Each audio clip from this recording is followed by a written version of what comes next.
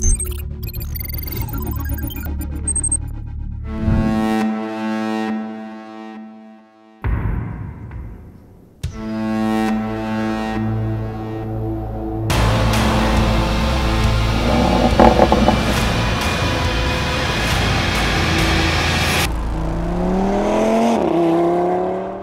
the TT only got an RS version in its second generation, which is why this becomes, even though it's the third generation TT platform, it still becomes the second generation TT RS. A little confusing, but just stay with that, second generation RS. Now, what you get on the car is, of course, what it builds on from the existing TT, which to begin with is a fairly dynamic vehicle, and it's fairly light in its construction. So it just kind of builds on that, like I said, but it still manages to get even lighter than the last RS and more dynamic and more powerful.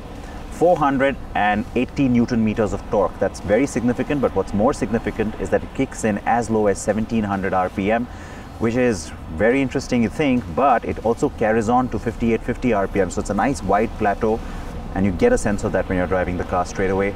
400 horses also helps that cause and makes the car really powerful. It gets from 0 to 100 in 3.7 seconds flat. The convertible will do that in 3.9 seconds. From a design perspective, the car looks as attractive as the TT does, though it sits about 10 millimeters lower than the regular TT. You of course get the special RS badging and the special alloys, a few of the little design elements that have been thrown in, the front grille, and all of this sporty element been sort of added and exaggerated just a little bit to give it that RS flavor. Certainly it looks the part, doesn't it? Now, it is all about being dynamic, and yet this is the kind of car that people would like to also drive on a daily basis, which is why it gets drive select. And of course on comfort mode you can drive it around fairly easily, and then you've got the dynamic mode out here on the track.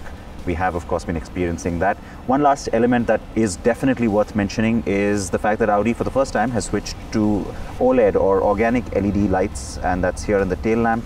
Makes things a little bit more efficient, a little brighter, a little easier to read, and gives off a really nice graphic as well. So that's in a nutshell what the TT RS is all about, and really the whole proof of it is in the driving.